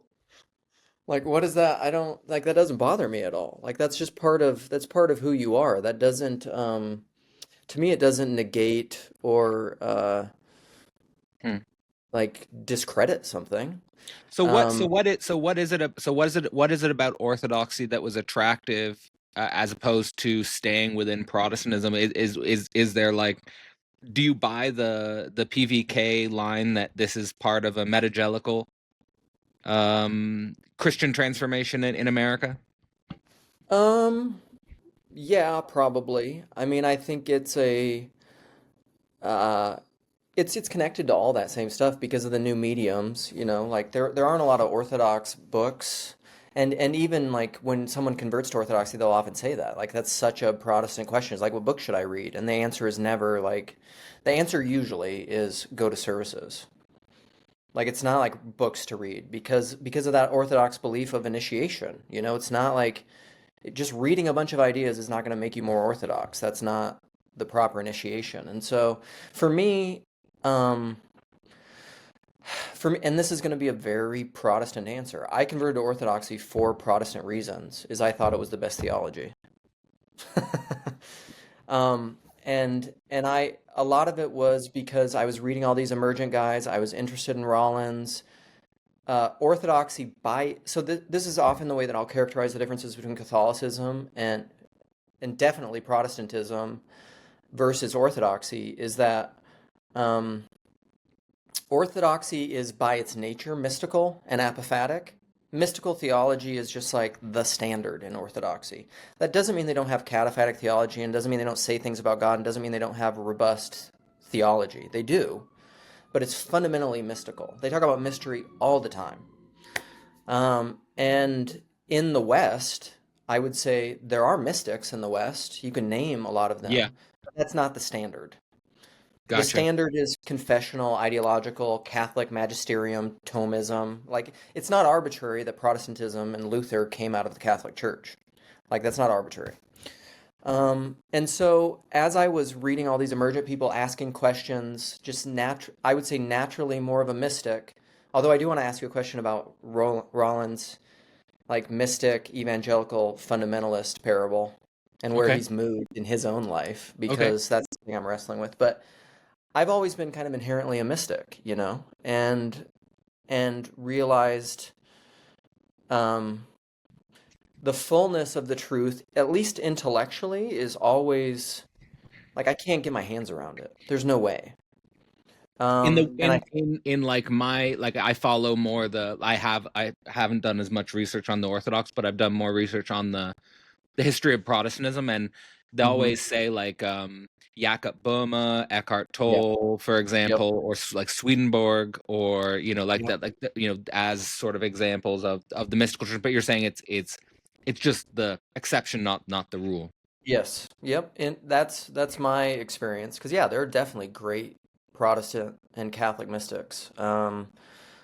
But yeah, that's kind of the standard. And I mean, you're going to find all sorts of variety within because of ethnic and cultural differences within Orthodoxy too. Like nothing as big and as global as something like that is going to be monolithic. It can't be.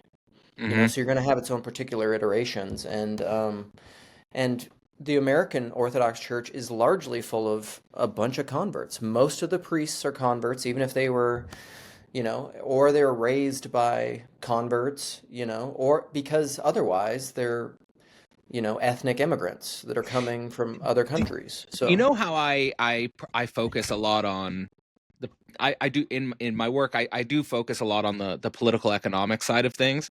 hmm And I was wondering, do you think that this, let's just use the word, this metagelical turn where the Catholic and the Orthodox are being more integrated into the conversation with the Protestantism, do you think it has anything to do with the fact that Protestantism sold itself out in a capitalist sense, like that it became too, big box brick, became too like, big Christian Baxter's, written about yeah, this as well, like, the Christian concert thing, and yeah, and people are just looking for, PVK's also talked about this, like people are like doing a dialectical reversal from like going to a Christian rock concert at a Protestant church to going to like this very obscure esoteric guy with the big beard and the black robes and like this, yeah, he says, the smells and bells and stuff like that. yeah, yeah.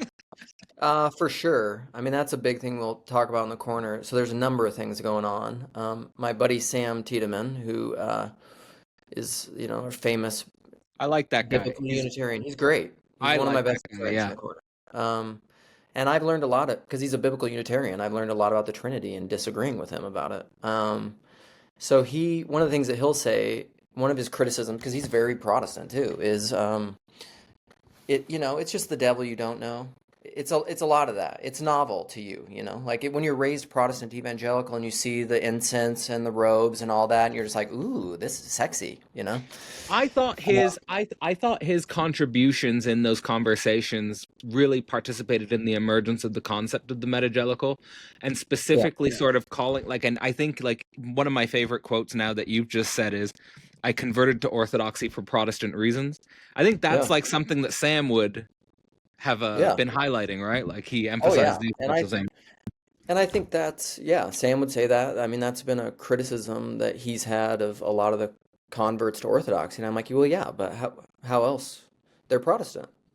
Yeah. Like, how else are they going to convert to Orthodoxy or as Sure. an Orthodox? Sure. They're Protestants. Sure. So, and I honestly think most of the people that think that they're converting for other reasons are probably bullshitting themselves a little bit.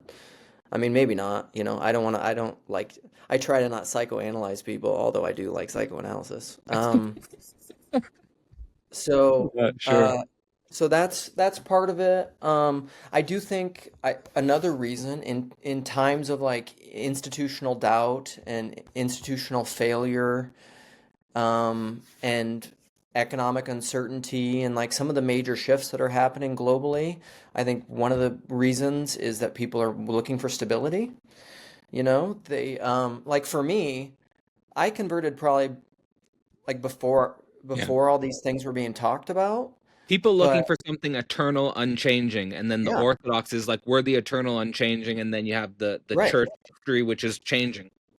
So like for me, I used to go to this um, church that's not even part of a denomination, really. It's part of a loose affiliation of churches, I suppose, but it's like a non-denominational, but it was still kind of in the young restless reform camp. Although the pastor was somewhat open-minded, like he opened his mind in regards to some things on hell and like changed his mind on the doctrine of hell, which I thought was cool.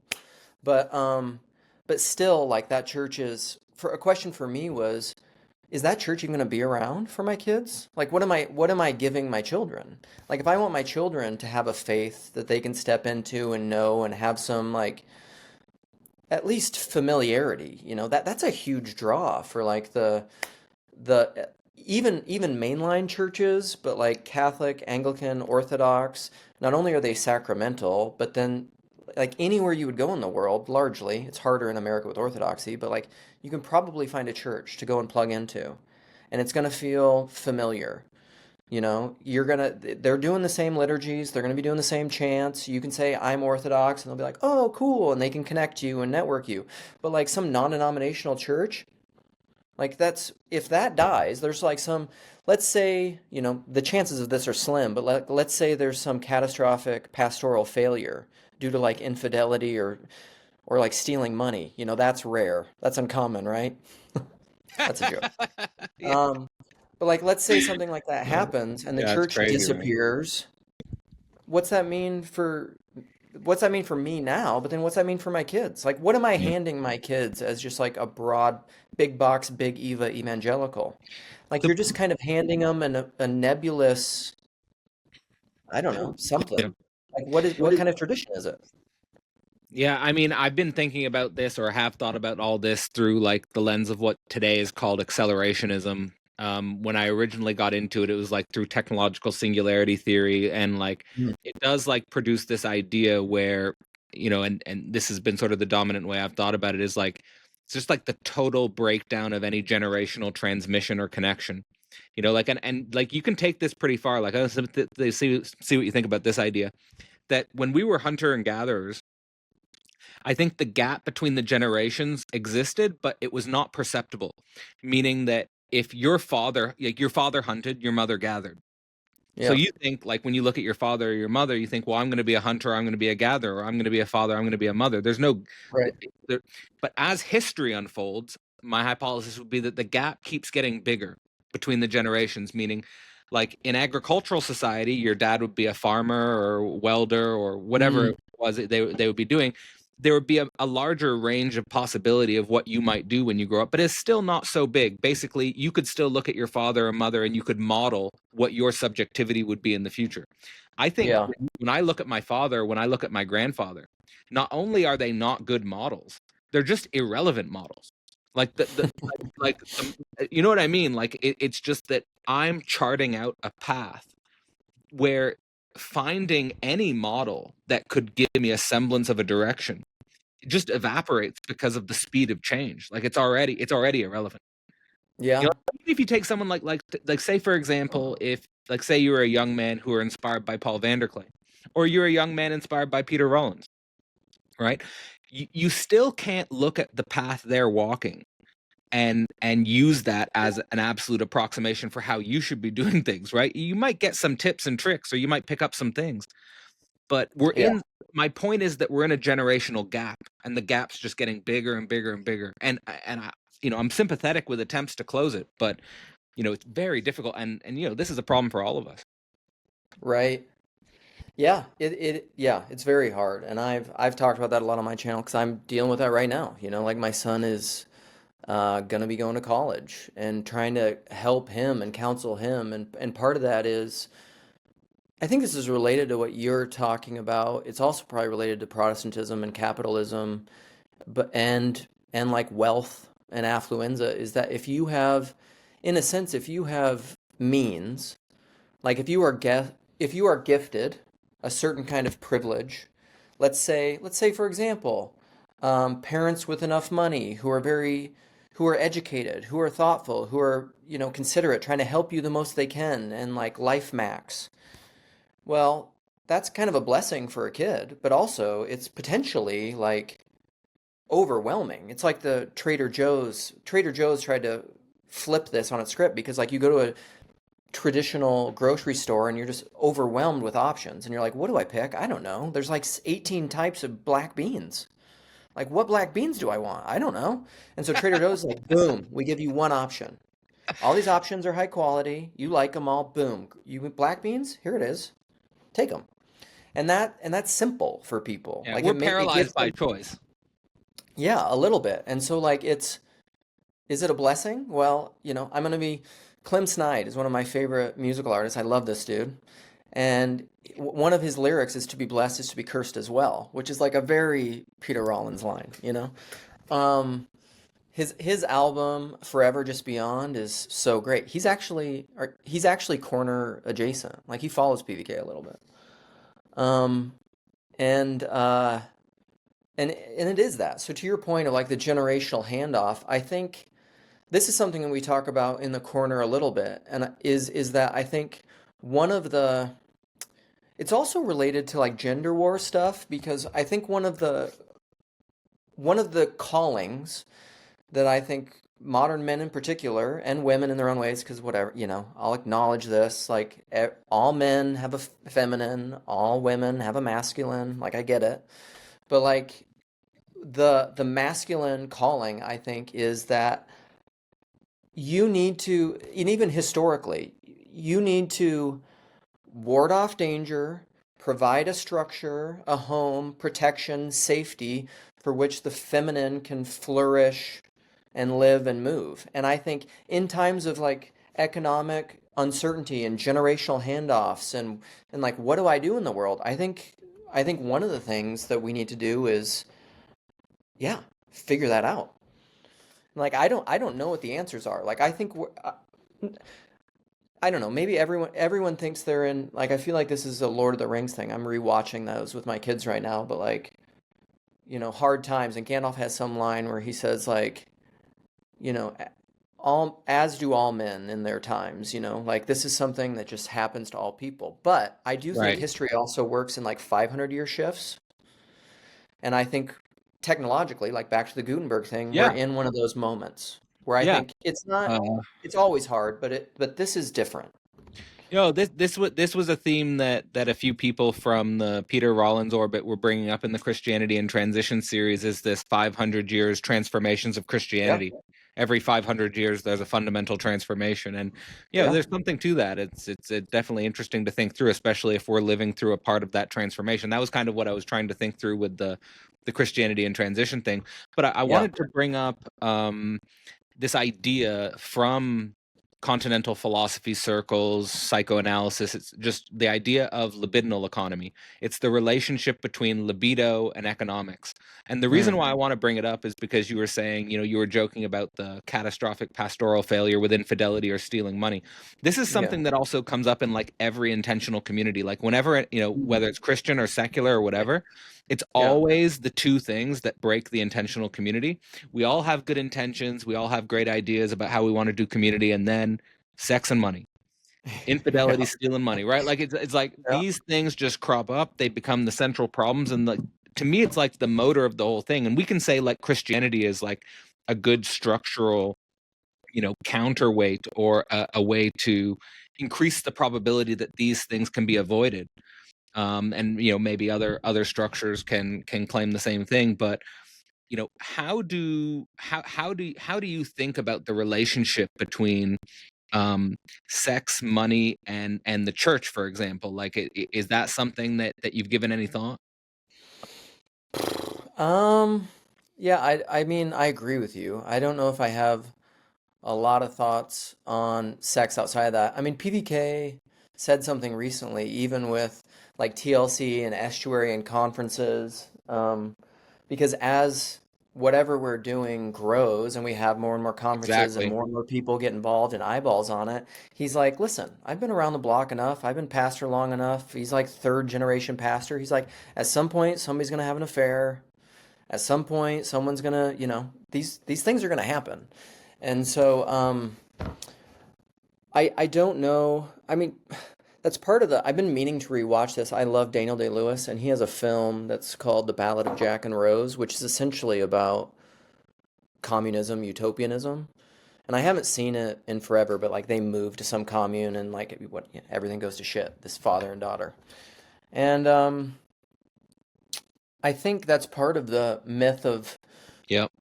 thinking that you can structure a thing in such a way that you're gonna prevent these automatic falls. Because again, that's back to what we were talking about earlier, is like that's part of I think the positive Christian narrative of bad things or sin or whatever, is that God is using this for a good thing. Is this bad thing that's happening to you a blessing or not?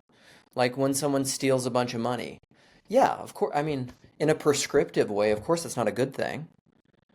But then if the goal is learning how to navigate that and deal with it and forgive and grow and evolve, it can be a good thing. And so I try to, this probably, I'll ask you this. What do you think of the Bible verse? Because I'm trying to think about this, and I think it's related to the money thing, is Jesus gives a parable, and he says, at the end of it, he says, make friends by unjust means, which is essentially like make friends by mammon, which is one of those weird verses that, like, especially when you grow up a biblicist, you're just like, this does not fit into my systematic theology. I But mean, now for okay, me, I'm like, it's fun. I can maybe give an interesting answer to that. Okay. Um, so, and I'll connect it to the movie you were talking about with, the communist utopianism that goes to Yeah. shit. I really think that there's a structure, whether it appears in Christianity or secular circles, where you could, if you have a utopian full idea about a future project, I'm just gonna pull back and watch it fall apart, and then be there for you when it falls apart, and like let's pick up the pieces, kind of thing. Because I think that's like I think that's ideology. I think ideology has this future oriented, full knowledge dimension. Yeah, Um, agreed. all that to say that there was a moment of my academic process where I had to throw out a lot of communist presuppositions that I had about capitalism, and basically this idea that we could, like, the problem with the communist ideology is that you think you're going to overcome capitalism, and I basically just accepted the presupposition that capitalism is going to outlive me. So so I so I better learn how to come to terms with this. So all that to say that I've made, making friends by unjust means, I feel like I've tried to live out a path where I'm trying to reconcile with capitalism. I'm trying to reconcile with small business, and Mm, I'm not trying to separate my friendships, which are non-capitalistic, and and business associations, which are purely capitalistic.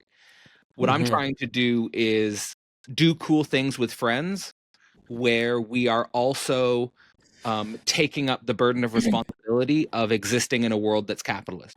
So Yeah. that so what I'm my presupposition is, if I pretend that I'm not in a capitalist world, I feel like I'm going to be more at the losing end of capitalism than if I just accept, okay, I am in a capitalistic world, but I'm not going to reduce the logic of my behavior to capitalism. I'm just going to accept that that's part of the equation that I need to factor Right. in order to do something which can potentially exist in a space which is not reducible to the capitalistic logic. So in that sense, make friends by unjust means would be, um, I'm going to make friends. I'm not going to, and my partner, actually, sometimes she criticizes me about this. Why don't you just act in a more cold business way? Like, why don't you, like, why do you try to do the cold business thing and the warm friends thing? Why do you bring them together? Why not just do the cold business thing, and then your life would be much easier? So that would be Yeah. how I make sense of the make friends by unjust means. Okay. Yeah, I think that's good. That's that's helpful for me because I struggle with similar things. I've often said that about, I've thought that about TLC, I've thought that about my channel. I'm like, I don't, there's something that feels grimy to me about ever, because people talk about this. I'm not at this point yet, and I'm not, because I don't, I almost try to subterfuge any potential of it, like even making money at YouTube, because I don't have a ring camera, I'm not bathing. I'm I'm not look dish bathing. I yeah. would have I, to bathe. I look disheveled. I do no editing. I do no production. I communicate in such a way that most people find unintelligible. And so, but but Well, I that's don't I the don't know. eternal problem for mystics, by the way. Yeah. Like mystics have to move in a world, like it's usually we think about those things as separate. We have the practical day-to-day world of small businesses and family, and then you Yeah. have the mystics off in the forest doing who knows what. You're right. Oh, I do want to ask you this before we get done though. What do you think of Rollins' parable of the fundamentalist, the evangelical, and the mystic? And he said when he started telling that parable, whatever, 10, 20 years ago, he was on the side of the mystic, and now he's on the side of the fundamentalist. Yeah, I I've written about that. I've written about that parable. I'd have to give it some thought in terms of his identification with the fundamentalist. But do you remember the parable off the top of your head? So that Yeah. yeah, go Yeah. tell me the parable So, so that I can think it through. so essentially, it's where a mystic, an evangelical, a fundamentalist die, and they go to heaven, and they go in one at a time to meet Jesus and talk to him. And and at first, the evangelical goes in first, and or no, the mystic goes in first, yeah. And he's not in there very long, he's in there probably like 10, 15 minutes. And he comes back out and he says, "Of course I was wrong about everything. Of course." Great. And Jesus says, "Great, go on to your reward." The evangelical goes in there, and he's in there quite a while longer. He's in there like 2 or 3 hours. And he comes back out and he's like, got some things right, got some things wrong. That's all right. What are you going to do? And then the fundamentalist goes in there and like it is This like is it's how you getting do late. theology, by the way. This is how you It's do. yeah, right. And it's getting late. The sun's starting to go down in heaven. I don't even know how that works, but it's going down. And all of a sudden the door just bursts open and Jesus comes running out and says, "How could I have been so wrong?"